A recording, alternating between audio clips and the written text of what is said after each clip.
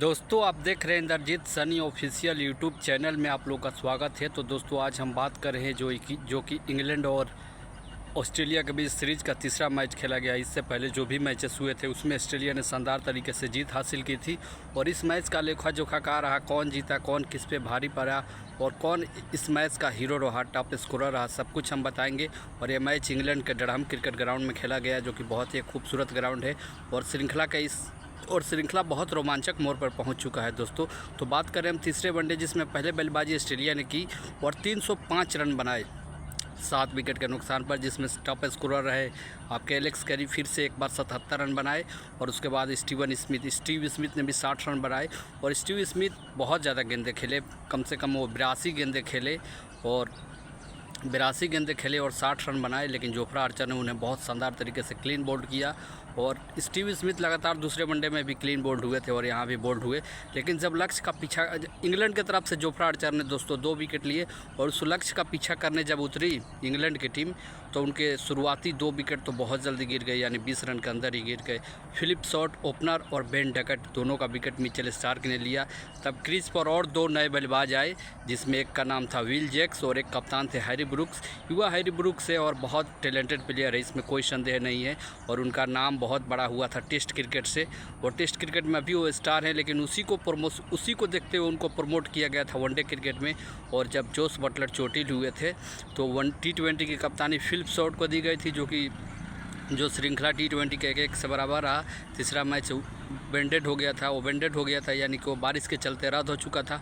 अब वनडे की बारी आई दोस्तों। तो पहला वनडे ऑस्ट्रेलिया ने बहुत शानदार तरीके से जीता, जिसमें ट्रिविया सेट का शानदार 154 रन और वो मुकाबला 7 विकेट से ऑस्ट्रेलिया जीता था। फिर दूसरे वनडे की बारी आती है, उसमें भी ऑस्ट्रेलिया बहुत आराम से जीत जाता है 68 रनों से। 270 रन इंग्लैंड से नहीं बनते, लेकिन कल इंग्लैंड ने बहुत ज़बरदस्त बैटिंग की। विल जैक्स ने 84 किए और कप्तान युवा हैरी ब्रुक्स ने 110 किए। उसके बदौलत डकवर्थ लुईस नियम के अनुसार से इंग्लैंड ने उस मैच को बहुत आसानी से जीत लिया। और इसके प्लेयर ऑफ द मैच रहे आपके हैरी ब्रुक्स, जिन्होंने बहुत शानदार पारी खेली, 10 चौके और 3 छक्के लगाए। और ये कप्तानी के रूप में और ये वनडे क्रिकेट में उनका पहला शतक था। अभी बहुत युवा करियर है उनका, 2 साल से भी कम के युवा करियर है। IPL में भी खेलते हैं वो, उतने मौके कम मिलते हैं। इस साल IPL में वो नहीं खेले थे, लेकिन पिछले साल उन्होंने हैदराबाद के लिए, सनराइजर्स के लिए खेला था, जब ट्रिविया सेट उसमें नहीं हुआ करते थे। और उसमें भी एक ओपनिंग करते हुए कोई बहुत ज़्यादा सफलता तो उनको नहीं मिली थी, लेकिन एक मैच में जब SRH चेस कर रही थी तो उन्होंने शतक बनाया था।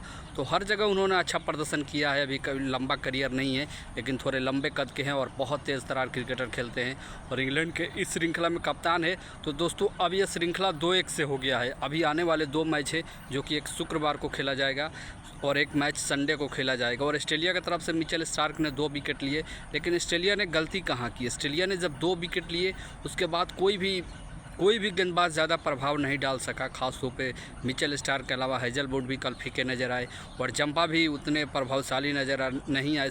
शेन वोट ने अच्छी गेंदबाजी की, लेकिन अगर आप कितना भी अच्छी गेंदबाजी करें, लेकिन वाइट बॉल क्रिकेट में जब तक आप विकेट नहीं निकालते हैं ना, तब तक विपक्षी टीम पर आप प्रेशर नहीं डाल सकते। और ठीक वही हुआ। विल जैक्स ने बहुत ताबड़तोड़ बैटिंग की और काउंटर अटैक किया और हैरी ब्रुक्स ने अपना टाइम लेकर खेला और दिखाया कि दोनों को पास टैलेंट है और होना भी चाहिए, दोनों टैलेंटेड है। और विल जैक्स ये ब्रेंडन मैकलम की चॉइस है और T20 और वनडे में उनको मैकलम ही लेकर आए हैं। कभी कभी तो उनको टेस्ट में भी डाल दिया जाता है, लेकिन अगर सही मौके मिले तो हो सकता है कि अभी तो गेंदबाजी वो कम करते हैं, पार्ट टाइमर करते हैं, लेकिन ब्रेंडन मैकलम की छाप उनमें ज़रूर नज़र आती है और बहुत तेज़ बैटिंग करते हैं। और 84 कल इंग्लैंड अगर जीता है तो उस 84 रन का भी बहुत ज़्यादा महत्वपूर्ण है, क्योंकि उन्होंने 3 पर आकर पारी खेली थी। नंबर 3 पर 84 रन बनाना बहुत टफ होता है और उसमें भी जब आप 2-0 से डाउन हैं तो कल का मैच पूरी तरह से इंग्लैंड के नाम रहा था। तो अब श्रृंखला बहुत रोचक मोड़ पर आ चुका है। अगर चौथा वनडे जो शुक्रवार को होगा उसमें इंग्लैंड जीत जाता है, तब तो और ये रोमांचक मुकाबला हो जाएगा शनिवार को, यानी फाइनल हो जाएगा।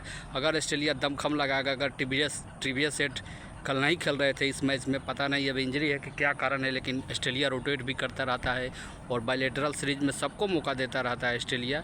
और हो सकता है कल उनको रेस्ट दिया गया। चोटिल की तो खबर नहीं आई थी, लेकिन कोई भी ऑस्ट्रेलिया की तरफ से या कप्तान मिचेल मार्श की तरफ से, ऑस्ट्रेलिया मैनेजमेंट की तरफ से नहीं बताया गया था कि ट्रिविया सेट इसमें चोटिल है, लेकिन कल वो नहीं खेल रहे थे। अब ऑस्ट्रेलिया हारा है, शायद ऑस्ट्रेलिया मैनेजमेंट ने सोचा होगा कि अगर तीसरा वनडे भी जीत लेंगे तो हो सकता है इस श्रृंखला से टीवीएस सेट को रिलीज़ कर दिया जाए, यानी उनको रेस्ट दिया जाए।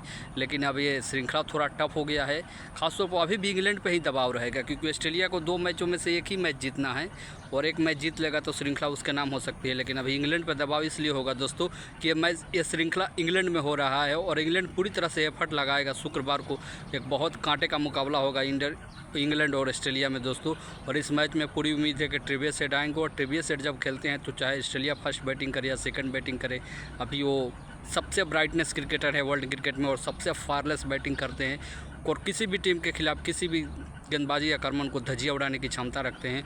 और ये दुनिया ने देखा है, किसी को बताने की कुछ ज़रूरत नहीं है कि टीवीएस सेट क्या करते हैं और क्या कर सकते हैं। तो दोस्तों श्रृंखला बहुत रोमांचक मोड़ पर आ चुका है, और इंग्लैंड और ब्रेंडन मैकलम की पूरी टीम जोर लगाएगी कि कैसे भी करके इस श्रृंखला को बराबर करे। अगर ये श्रृंखला बराबर हो जाता है, 2-2 से बराबर हो जाता है, और चौथे जो शनिवार को 5वां मुकाबला खेला जाएगा, तो मुकाबला 50-50 का होगा, क्योंकि इंग्लैंड का भी कॉन्फिडेंस गिरा हुआ नहीं होगा, पूरा हाई लेवल पर होगा। और ऑस्ट्रेलिया पर थोड़ा ज़्यादा प्रेशर होगा, क्योंकि फर्स्ट 2 मैच जीतने के बाद आप लगातार 2 मैच हार जाते हैं, तो तीसरा मैच जीतना उतना आसान नहीं होता है, क्योंकि विपक्षी टीम भी पूरी कॉन्फिडेंस के साथ आती है और उनका भी मनोबल हाई रहता है। और इंग्लैंड के पास जोफ्रा आर्चर अब धीरे धीरे लय में आ रहे हैं, और जोफ्रा आर्चर बिल्कुल पिछले 3-4 साल में दोस्तों गायब हो गए थे, लेकिन अन्यथा 2019 वर्ल्ड कप जो इंग्लैंड जीता था उसमें जोफ्रा आर्चर का बहुत बड़ा रोल था। बहुत ख़तरनाक बॉलिंग करते थे, चाहे उनका यर्कर हो, चाहे उनका बाउंसर हो, चाहे पेस हो, उसमें जोफ्रा आर्चर का बोलबाला रहता था। लेकिन अभी 3-4 साल से वो चोट के चलते बहुत वो खेले ही नहीं है। लगभग 100% में से देखिएगा तो 20% ही या 10% ही क्रिकेट खेले हैं। लेकिन अब जोफ्रा आर्चर जैसे जैसे मैच खेल रहे हैं वैसे वैसे उनकी बॉलिंग में धार नज़र आ रही है, और रफ्तार भी वही। कल उन्होंने ज़बरदस्त बॉलिंग की ऑस्ट्रेलिया को, और 2 विकेट भी लिए ऑस्ट्रेलिया के लिए। मिचेल स्टार्क ने विकेट लिए। लेकिन दोस्तों आपको क्या लगता है, आप भी ज़रूर कमेंट करके बताइएगा कि श्रृंखला का विजेता कौन हो सकता है। अभी कहना मुश्किल होगा, क्योंकि इंग्लैंड एक बहुत ख़तरनाक टीम है। भले उनका अभी उतना अच्छा प्रदर्शन नहीं रहा है इस श्रृंखला में इंग्लैंड के बल्लेबाजों का, लेकिन इंग्लैंड बहुत बाउंस बैक करती है, और उनके पास बहुत ताबड़तोड़ खेलने वाले क्रिकेटर है।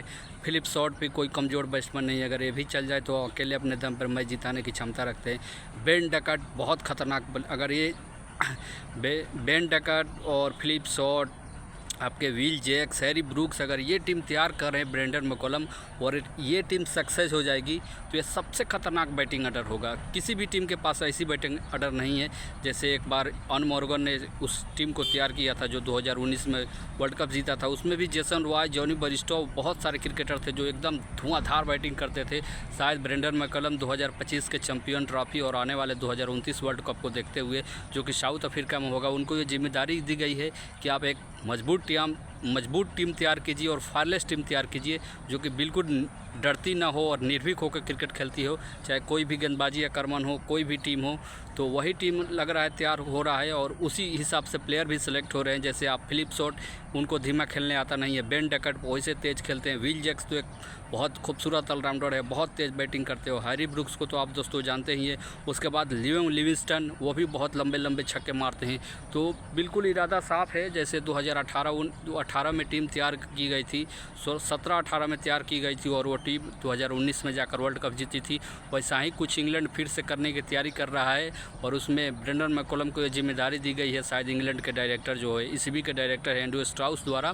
दोस्तों आपको क्या लगता है इस श्रृंखला का विजेता कौन होगा, आप अपना कमेंट करके ज़रूर बताइएगा। लेकिन हमें जहाँ तक लगता है कि श्रृंखला अभी भी ऑस्ट्रेलिया के थोड़ा अपर हैंड ज़्यादा है, क्योंकि ऑस्ट्रेलिया को एक ही मुकाबला जीतना है। अगर चौथा मुकाबला ऑस्ट्रेलिया जीत जाता है तो फिर 5वें मैच का रोमांच नहीं रह जाता है। इसीलिए इंग्लैंड ये चौथा मुकाबला पूरी जी जान से खेलेगा कि कैसे भी करके इस श्रृंखला को पहले ये वनडे जीतो, चौथा वनडे, और फिर उसके बाद उस श्रृंखला पर जो आखिरी फाइनल होगा उस पर जोर लगाया जाए। दोस्तों तो कल के मैच के सबसे बड़े हीरो देखा जाए तो विल जैक्स और कप्तान हैरी ब्रूक्स। कप्तान हैरी ब्रूक्स इसलिए सबसे बड़े हीरो रहे, वो एक टीम के कप्तान हैं, एक युवा प्लेयर हैं, और ऑस्ट्रेलिया उनके सामने एक एक्सपीरियंस टीम है, जो गेंदबाजी भी एक्सपीरियंस है, बल्लेबाजी भी एक्सपीरियंस है।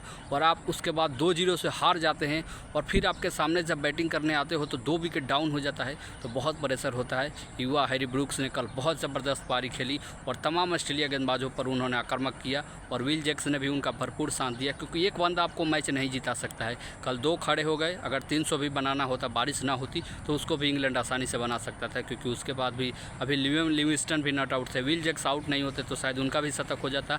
दोस्तों, चैनल पर नए हैं तो ज़रूर सब्सक्राइब कीजिएगा, लाइक कीजिएगा, वीडियो को शेयर कीजिएगा। मिलते हैं नेक्स्ट वीडियो में, तब तक बाय, धन्यवाद। चैनल को ज़रूर सब्सक्राइब करें।